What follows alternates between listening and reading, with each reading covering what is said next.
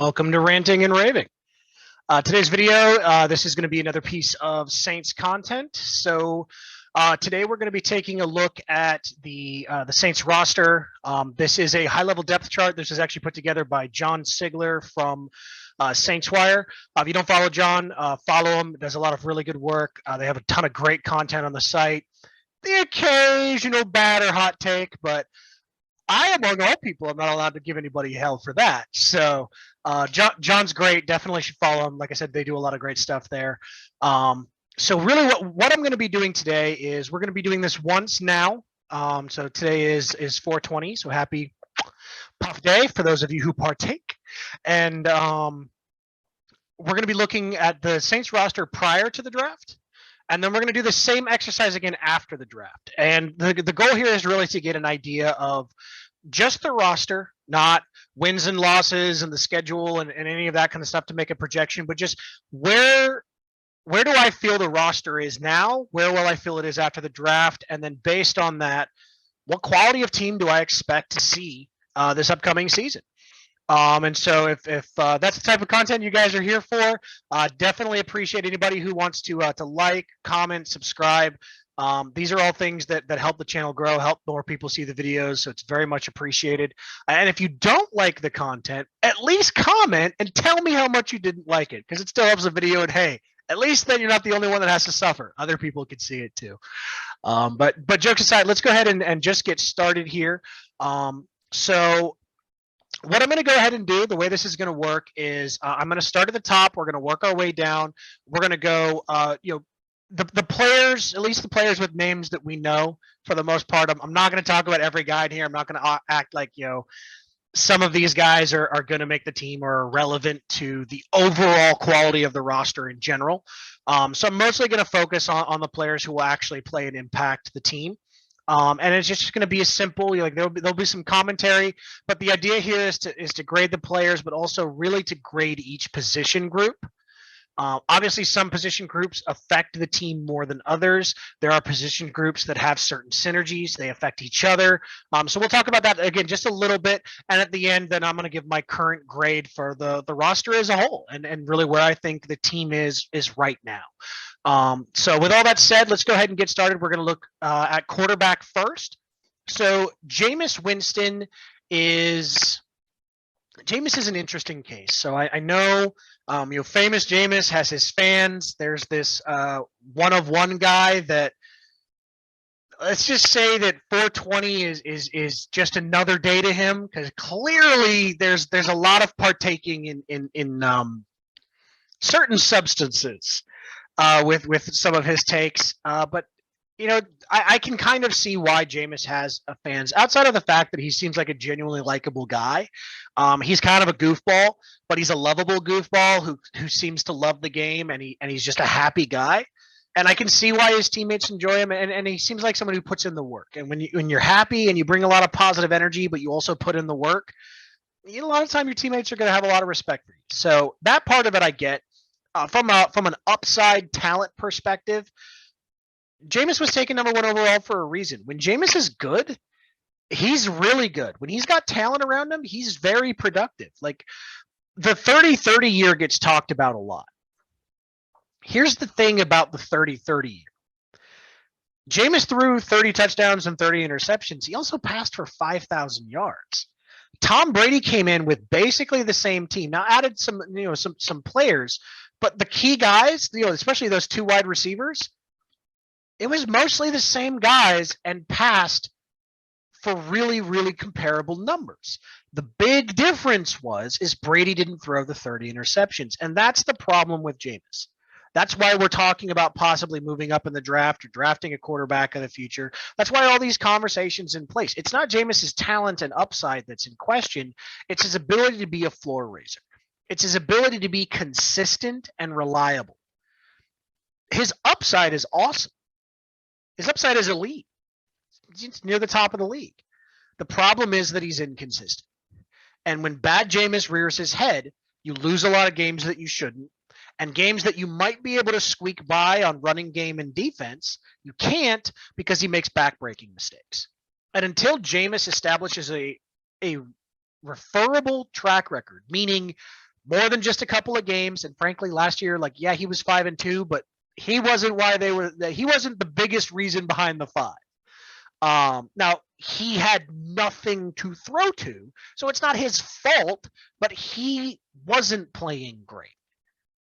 There's context that says, like, both to the positive and to the negative, there's not a lot you can draw from what Jameis did last year. There's some stats that'll tell you that he was super, super efficient, but he wasn't. But it's also fair to look at that and say, but he had no one to go to. He didn't have a player like Michael Thomas that'll help you move the chains and extend the play and extend the drive and allow him to build up a rhythm and allow him to have the opportunities to make those big plays that are what make him special.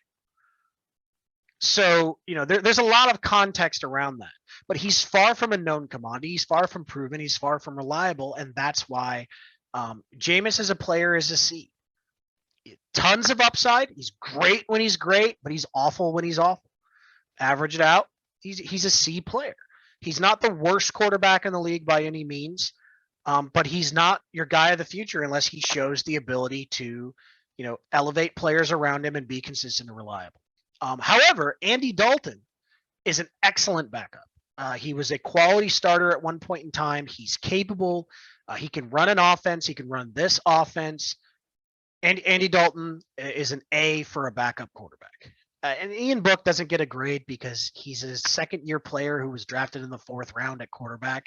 The only snaps of him we saw were in a completely unfair circumstance. He doesn't have a grade. Ian Book, for the purposes of this exercise, is just like Josh Adams, J.P. Holtz, Gerard Hawkins. Most of these guys you see on the right side of the columns, he doesn't exist. For the purposes of this exercise, he does not exist. So the grade for the quarterback room is a B-. You have an unreliable, inconsistent, but talented starter and a high-level backup. It's a B- group. You could easily win 6 games. You could easily win 12 games, depending on the talent surrounding them.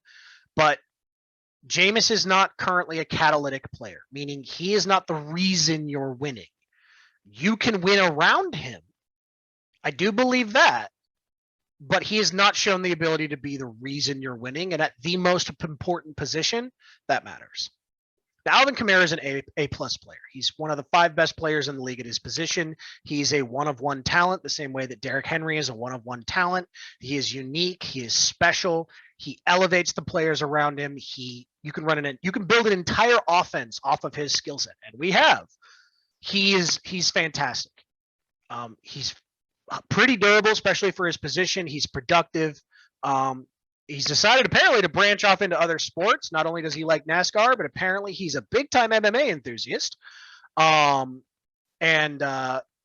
he's probably going to miss some games, but we're just grading the roster spot here. We're not, really doing projections for wins necessarily. So that's not going to affect him at all. Alvin's an A player. The problem with running back is everyone behind Alvin is a D or worse. Yeah, Mark Ingram at this point is a D. Now, 2 or 3 years ago, Mark Ingram would be a great RB2.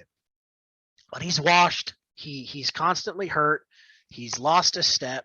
Like, Mark just isn't the guy that you remember from a few years ago when they were rhythm and bruise. So that's just where we are. Dwyane Washington is a really nice special teams player. He brings you nothing on offense. Tony Jones Jr., I liked some of the things we saw of him in preseason the last couple of years. None of it manifested. Can't stay healthy. Gone by. Like, irrelevant. D. Can't get on the field. Can't do anything when you're on there. And the thing is, we don't have a good enough offensive line, which we'll talk about here in a minute, to take a guy like a Tony Jones and make them look acceptable. We just don't. So, a couple of years ago when he first came in and showed some flashes, obviously that had more to do with what he was running behind and the open lanes he was running into rather than his ability. So, bye. Tight end, Adam Troutman. He's going into his 3rd year. Here's what he's shown you. He shows some promise when he actually has the ball in his hands. Like when he gets in the open field, he can make some cuts, he can make some moves, he can get some extra yards. He can maneuver through traffic fairly well. His hands are inconsistent, which isn't great. The problem with Adam Troutman is he can't get open consistently. He's not a great route runner. He doesn't separate. And as far as receiving tight ends, the ones that can create separation, whether it's through their size, their route running, whatever, and then can consistently catch the ball are the ones that are valuable. Whether they're a superstar like a Travis Kelce or not, irrelevant, just reliable and consistent would be nice. Like I would much rather have Josh Hill than Adam Troutman. That's where we're at. Taysom, however, so Adam Troutman is a C- player, and he's matter of fact, you know what? He's just a solid D. I'm gonna be real. He's a solid D, not a D plus, not a D, just a D. He's a jag. He's a guy. You don't like that? Great. Show us something else. Show the ability to separate. Show the ability to be consistent. Show the ability to be reliable. Show the ability to catch the damn ball, and the grade will go up. But right now, D, and I'm being nice. Taysom Hill is actually a B minus player to me. So if you're looking at Taysom Hill as a pure tight end, he's a C minus. He gets an extra grade because that's not just what he is. And I'm not talking about the ability to throw. Like we're clearly, the Taysom Hill at quarterback experiment is over. It's done with. It is what it is. But when you talk about Taysom Hill, if you factor in his productivity in the red zone, his extreme productivity in short yardage situations, running and receiving, but especially running, and then he has shown some ability as a receiver. When you look at all of those things together, contributions to special teams, like when you look at Taysom Hill end to end, he is an impact player. He positively impacts the team's ability to win. This has been proven over an extended period of time. Not Taysom Hill, the quarterback, Taysom Hill, the player. So he's a solid B minus player. And Juwan Johnson has potential. So I am not going to I'm not going to write him off just yet. He showed some flashes last year. He showed some interesting potential, and I still think he can be developed. Now, will he? We'll find out. But here's the reason why I believe that about Juwan Johnson. So tight end is a very difficult position to transition to in the NFL. Even if you're a former wide receiver, it's a difficult position. And he literally transitioned from wide receiver to tight end last year. And combine that with the merry-go-round of quarterbacks he played with, which mean different quarterbacks with different arms, different timing, different strengths. As a young player transitioning to a new position, expecting him as a undrafted wide receiver transitioning over to tight end to be the guy that those quarterbacks can rely on and him to elevate them is an unfair expectation. So I want to see what he looks like with a full offseason, fully dedicated to tight end for the second year in a row, entering into the offense, and see if he can live up to that potential, because he does have some. He's an interesting player. Nick Vanet is what he is. He's a step below what Josh Hill was for us. The problem is Nick Vanet and Adam Troutman are the same guy, but Adam Troutman has a third-round pick behind him, so we have those higher expectations. Ideally, you either Juwan Johnson steps up and takes over that tight end one role, at least from a receiving standpoint, and then either Troutman or Vanet is the complementary guy, and you can run two tight end sets, and there's a lot of things you can do with those players. But I really do see him as Troutman as being duplicative, and Vanet's a fairly cheap player that doesn't have that third-round pick behind him, so I'm less harsh on him than the guy that we were hoping would become more and hasn't. Now let's go ahead and talk about offensive line. So we're going to start with the tackles, and then we'll work our way in. So Ryan Ramczyk is listed as right tackle here, but there's a non-zero possibility that Ramczyk actually plays left tackle. And Hurst, who played well last year, moves to right tackle. If he can do what Andres Pete couldn't, and he can play both ends, which I believe he can, then Ramczyk, if he's 80 to 90% of good of a left tackle as he was a right tackle, you have an elite left tackle, you have a solid right tackle. Landon Young's a guy that they have some level of investment in, but we don't know he's anything yet, so he's an incomplete. Greenridge is an incomplete. Hawkins isn't incomplete. Like all these guys, we don't know. We haven't seen them on the field enough to really have any type of any type of viewpoint on them one way or another. But Hurst, I thought he played well last year. He wasn't elite like Tehran, but he was good enough, and I think it's a legitimate possibility that him and Ramczyk are your starters, and it's just a question to me of who's starting where. But in an ideal world, in my mind, Hurst is starting at right tackle. Ramczyk is starting at left tackle, which is already accounted for in his contract, by the way. And then you draft a young guy to help kind of fill in and be coached up eventually as well. Now let's look at the guards. So we're stuck with Andres Pete. Whether you love him or hate him, we're stuck with Andres Pete and his 8 games a year. Blowing assignments at the worst possible moment, trying to kill my quarterback, big bubbly butt ass. Pete's a lot like Jameis. When he's great, he's great. When he's bad, he's bad. He's paid like an elite guard. He's really like Hurst is a solid C. He's just a steady veteran as an offensive tackle. Ryan Ramczyk is a straight up A as an offensive tackle. Andres Pete is paid like an A, but he's a C plus player, and he's C plus because of the inconsistency. He has a lot of A moments. Andres Pete in space is a very angry mobile refrigerator with bad intentions. His highlight reel is really, really, really good. His low light reel is really, really, really bad.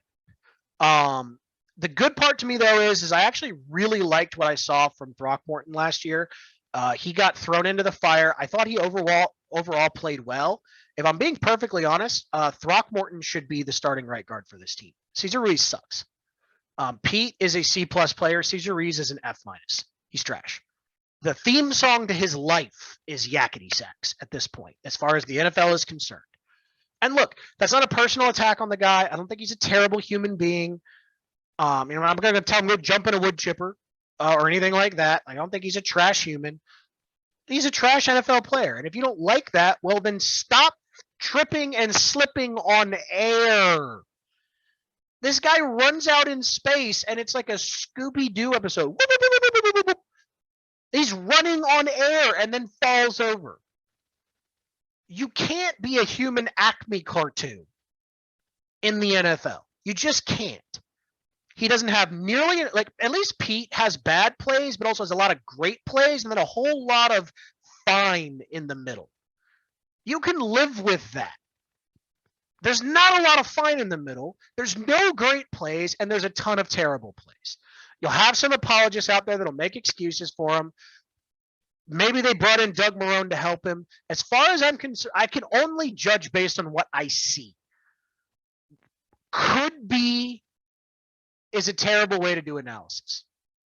If you're talking prospects, it's not, because they're literally prospects. All you have is what they could be. When you're talking established players, he's going into his 3rd year. He hasn't improved. He hasn't gotten better. He's been awful. And Throckmorton was legitimately a better player last year. So if Throckmorton is your starting right guard, the entire offensive line gets a better grade than it does if Ruiz. But right now, Ruiz is assumed as the starter. He's an F minus. Eric McCoy is an A. Ryan Ramczyk is an A. Pete is a C plus. Hurst is a solid C. The group as a whole, C minus. And I'm being nice. And really, honestly, if Cesar Ruiz is your starting right guard, Andres Pete is your starting left guard, and James Hurst is one of your starting tackles, honestly, it's actually a D group, because offensive line is a unit. The sum of the parts is more important. Like, the whole is more important than the sum of its parts. And having players who are major weaknesses, it's a critical flaw. It makes great players look worse because they have to overcompensate to dum-dum to their left or right. It's really bad. So right now, it's honestly, the offensive line is a D. But if either Ruiz miraculously becomes just an average NFL starter, which he's so far away from, or Throckmorton takes the job and is able to be an average guy, if you got 2 elite guys and 2 average guys and a sometimes elite, sometimes average guy, you got a pretty good offensive line. Not great, but pretty good. And if you got a terrible guy and 2 average guys and 2 great guys. You've got a bad offensive line. The margins are kind of that slim. A terrible player on a group, especially like offensive line, kills everything. And Ruiz is a terrible player. Speaking of terrible players, take Michael Thomas out of it for just a second, which isn't hard to do because he ain't played in 2 years. Take Michael Thomas out of it, and the Saints legitimately might have a worse group of receivers than some of the USFL and CFL teams. Traquan sucks. I know some people love him, and all he does is catch touchdowns. Okay, great.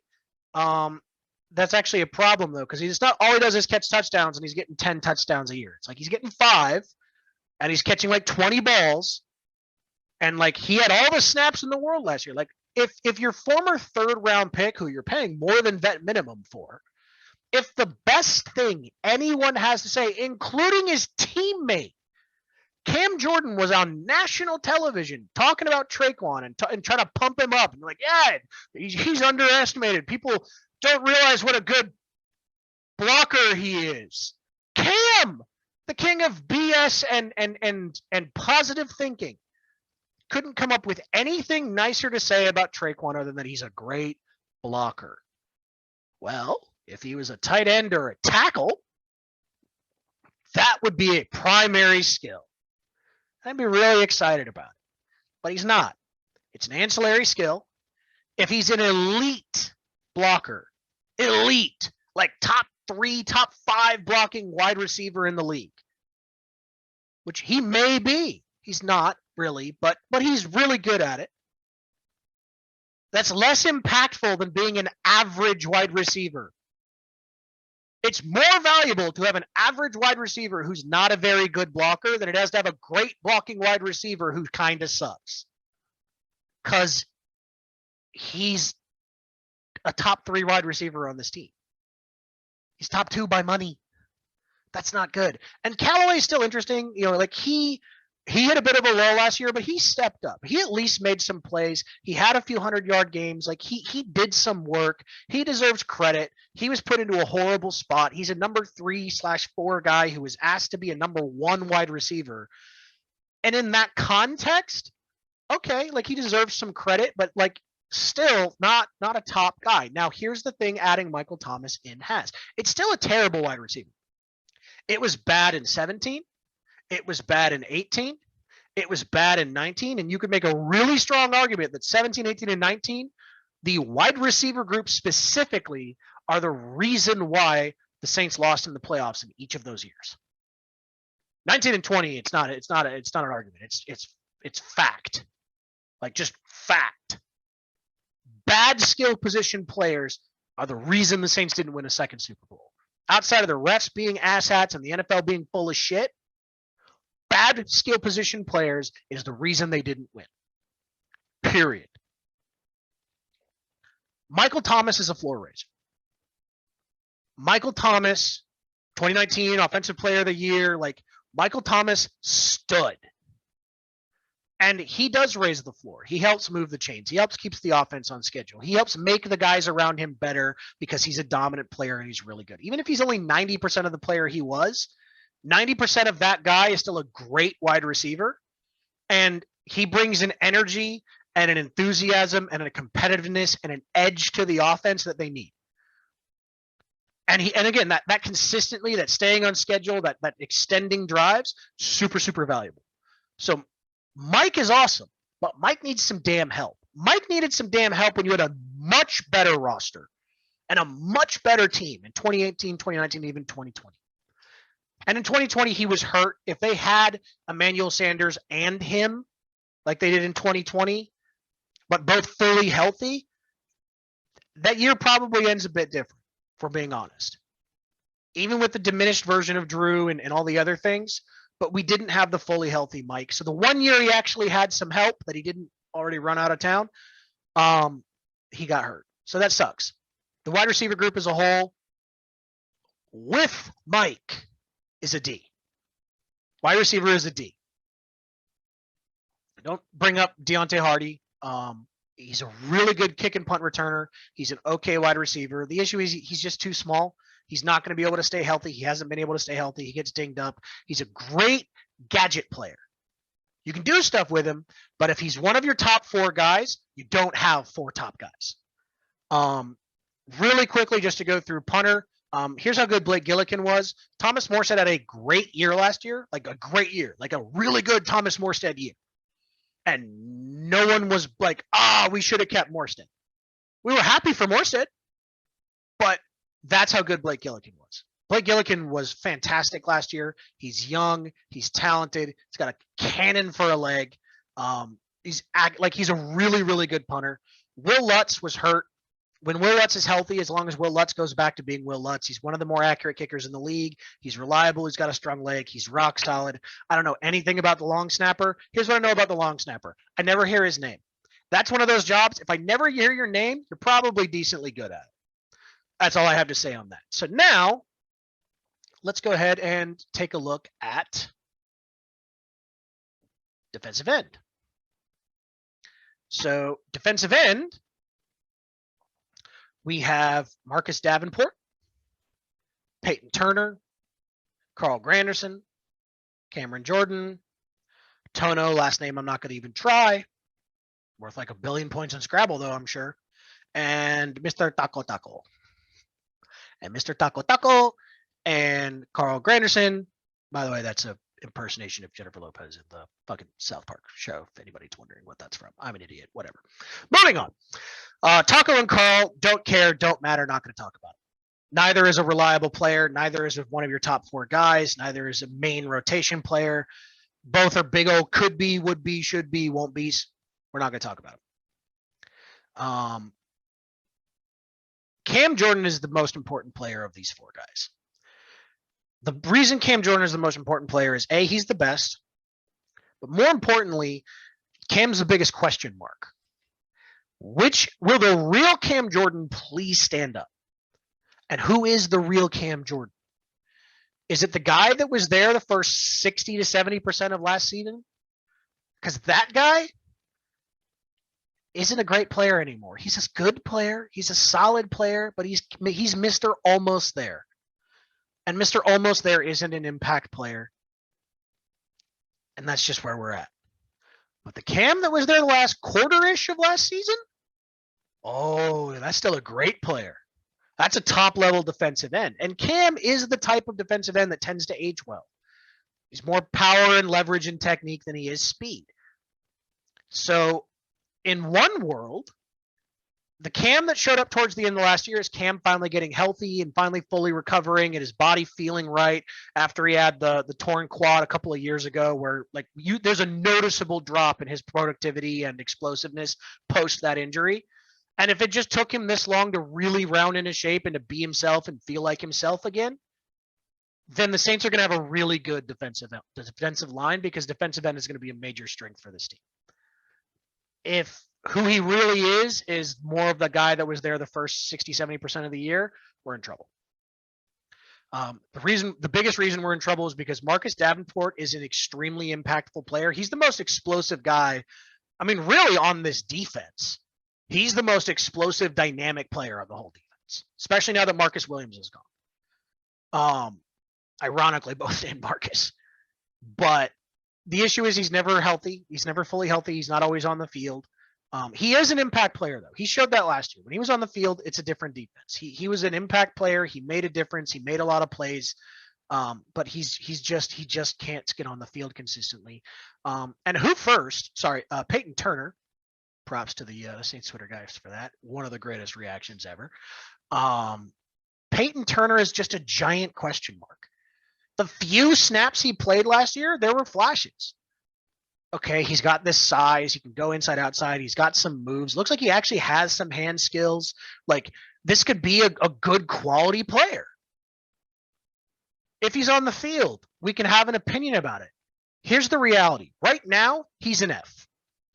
Right now, this moment, today, Payton Turner's an F. Here's why. Didn't play as a first-round pick.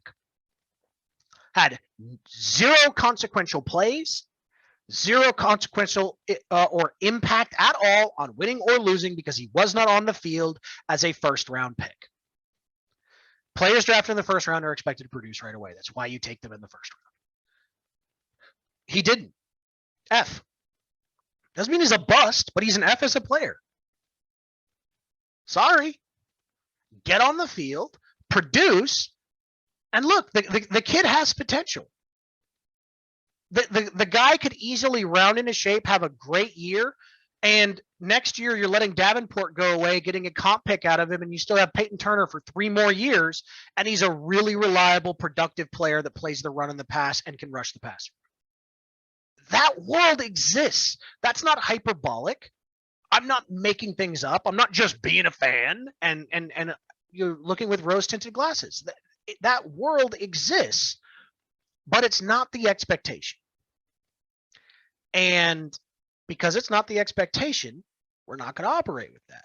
The expectation is we don't know because he's an F because he hasn't been on the field. So the defensive end group as a whole, though, because of Marcus Davenport's talent, because I am choosing to believe that Cam was more rounding into shape and he's going to be at least mostly the guy he was towards the end of the year. Tano, who was really helpful and impactful when he played last year, just the depth. And that you have 3 guys you know you can produce, and the guy you think maybe could, but you have no idea because he wasn't on the damn field. I'm going to give it a solid B. Easily could be an A. If Cam is the guy he was last year and Marcus just plays 70% of the snaps you'd expect him to, it's an A group. But it's a B. It's a B group. Defensive tackle is a B- group. It honestly was a C+ group, but I actually really like the signing of Kentavious Street. Solid veteran, productive player, a guy that can play the middle, can rush a little bit, but can also play the run.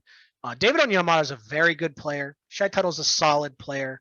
The thing is, unless you have a guy like Aaron Donald, defensive tackle, you don't need a dominant player. You don't. You need good players. You need guys who can push the pocket, who can rush the passer a little bit, and it can help stop the run. You need guys who spend more time going forward and less time going backwards. That's in today's NFL. Now, if you get impact players, you get guys that push people backwards, that rush the passer, that make big plays, that make splash plays, that's great. That's even better. But we have good defensive ends. We have guys that can swap internally and externally. They can play inside, play outside, run stunts, etc. Like, we have that. So the need for great defensive tackle play, it's a luxury. It's not a need. So I think a C+ is a fair grade for a defensive tackle group. Obviously, it could be better, but considering some of the other holes on this roster, 0 resources should be put into that unless it's something like Street where you're buying low and hoping that they exceed expectations. But even just meeting expectations is perfectly fine. Now let's talk about linebacker. So linebacker is interesting. We have 4 linebackers worth talking about, one of whom sucks. Demario Davis is a stud. He's still a top linebacker in the league, arguably the best linebacker in the NFL the last 5 years. Pete Werner was really good as a rookie. Good against the run, good against the pass, smart, played hard, really, really good. Caden Ellis shows flashes, solid player. The Saints typically only play 2 linebackers a lot of the time, so that's fine having 3. Ideally, you'd like to have a 4th guy in there too, just for depth purposes. Maybe Andrew Dowell can be that guy. Probably not, but maybe. Zach Bond sure as shit can't. That 20 draft is just terrible. It's awful. Zach Bond is not a good player. He has even in the few pass rushing snaps he's been given, he hasn't been able to do anything. Maybe if he got designated snaps there, he could do something. But to this point, bad pick, bad player, can't do anything. Sorry. Next guy on the list here is, next group on the list here is safety. Linebacker is another B. Just as a group, Demario's an A, Pete Werner is a solid B. The depth with Caden Ellis and Andrew Dowell, who's good on special teams, B. I think it's a solid B across the board. Like Demario's awesome, but just the lack of depth makes me drop it a little bit. So it's a B. It's a fine group. It's not a great group. It's not a great linebacking core, but it's a fine group. And as long as DeMario is healthy and is playing at the level he's playing at, I have no complaints. Safety took a major hit. If PJ Williams is slotted to be your starting anything, that group sucks. It's not because PJ is terrible. PJ is a depth player. You can move him around a bit. He's more of a slot corner than he is a free safety. He doesn't have the range and the speed you need for impact safety. So there's some things the Saints may be doing and may be planning on scheme-wise that will make our safeties look better and make the fact that our safeties right now, honestly, it's a D group. We'll get into why it's a D in a second, but it's a D group. It may not hurt the defense as a whole nearly as much because of other factors, namely being the pass rush and the next group we're going to talk about, which is corner. But it's a D group. The best player, really the only high-level player in that group, which is, obviously you only play two safeties, is Marcus May, who's coming off an Achilles injury game. We're not talking about suspensions and stuff here. That's not part of it. We're just looking at the roster and the talent. But he's coming off an Achilles. He's a total unknown, and he's a significant downgrade from Marcus Williams. And he's a decent upgrade from Malcolm Jenkins if he's on the field and he's the same guy that he was. He's coming off an Achilles. We don't know. PJ Williams is a downgrade for both of those guys. He doesn't have the range. He doesn't have the speed. He's a good tackler. He's got actually good ball skills. But if PJ Williams is your top guy in any group, you have a problem. D. The caveat there is that Gardner Johnson could move to strong safety. Marcus May could move to free safety. You could run a lot of two safety stuff. You could run quarters. You could run, Tampa 2. There's a lot of things you hypothetically could do that could make this group work. But we're not operating under that assumption right now. We're just kind of talking about the talent of the group. D. Safety's a D. Corner is the only group on this roster that is emphatically an A. Bradley Roby was at one point a really good outside corner and a solid inside corner. He's now an okay outside corner and still a solid inside corner.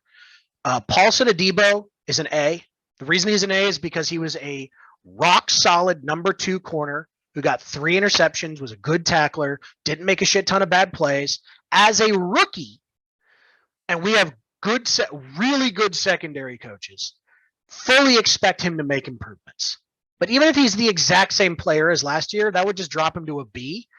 But playing the way he did as a rookie, A. Marshawn Lattimore's an A. Marshawn Lattimore's an A+. Marshawn Lattimore, Alvin Khmer, Michael Thomas, Ryan Ramczyk. Those are your 4 A+. Eric McCoy is a solid A. He's on an A+. Like Blake Gillikin, you could argue is a solid A. Demario Davis is an A. Cameron Jordan, if he's the guy he was the last quarter of last year, most of this year, not just talking productivity, but productivity is part of it. He's an A. Those are your A's. That is the end of the list. Those are the A's on your roster. The issue for this roster is while they have a good number of A's still, they got a lot of D's and F's that are going to be getting meaningful snaps. And that's the problem. That's why you have running back, tight end, you have wide receiver, you have and safety, all got D grades. That's not good. It's a C- roster. That's where we're at right now. Now, this is prior to the draft. You get a tackle, a wide receiver or 2, a running back, sign a depth safety, or get one wide receiver and sign a guy like Jarvis Landry after the draft. Like, you make some moves and you drastically shift the margins of this roster. Drastically. Because it's a team game. Safety is a D group, but I'm not super worried about our safeties because we have fantastic corners and we have really good defensive ends and solid defensive tackles. So as long as those guys stay mostly healthy, which again is the problem with the defensive end group, it's the only reason they're not an A, if you have a real pass rush and your corners stay healthy and don't have massive regression, which I don't expect from either of them, there's a lot you can do schematically to protect those safeties and make it so they're not a liability. And if they're not a liability, if they can just do their job, the great players around them can make the unit as a whole for the defense really good to great. The same thing can happen on the offense. It's not that the offense was awful last year because not only did they have the merry-go-round at quarterback, but they had no good wide receivers. In fact, they had a lot of trash guys. Kevin White's a washout. Lil Jordan Humphrey has an awesome name. Makes two or he makes a couple of good catches. Like, he works hard. Like, a lot of props for the guy. Like, he made the NFL. Like, you're a statistical outlier, but he's not a good NFL player. Traquan sucks. He's inconsistent, unreliable, doesn't produce. It's just not good. Callaway actually produced some, but he's not a number one. He's a number 3 to 4. Bad. Ruiz sucks. He played every snap. Hurst was okay. He was solid. Troutman's not good. Taysom Hill was playing quarterback. He wasn't doing the other stuff, so he wasn't impacting the offense as much as he can. Juwan, it was his first year of the position. Like, we went through all these. Running back outside of AK is a disaster zone. Plug a couple of these. Get some playmakers in there. Get some dynamic players. Get impact players who can make big plays, and the overall quality of the roster goes way up. Because when average guys or slightly below average guys have some really good guys to make up for them being average to below average, the group as a whole elevates. It also puts the average to below average players in positions to succeed so they can look a little bit better than they are. Team game. So, again, the roster as a whole, it's a C-. This is a team that could win 5 to 6 games, and they could win 10 to 12 games, and neither would be a surprise. That's what a C- roster gives you. Your grade is based on the reliability and the predictability. Your level of, the more variance you have, the lower your grade is going to be until you get all the way to the other end of the scale, and you're an F roster because you're terrible. Falcons. Terrible roster. Trash roster. Awful roster. They're an F. The Saints aren't an F. We still have some really, really good players, a bunch of them, and we have enough of them across enough position groups. It can still be a solid team. But at least pre-draft, this is not a winning team. This is not a contending team. This is not a team that should expect to make the playoffs. But if they have a really good draft and they can fill some of these holes, well, we'll see how I feel about it after the draft. This has been Ranting and Raving. This is Brian. I hope you've enjoyed this. Again, really appreciate anybody who's willing to like, comment, subscribe, help support the channel, share it with friends. Even if you think I'm an idiot and I talk too much, that's fine. Subject people you don't like to torture and share me with them. Have a good one.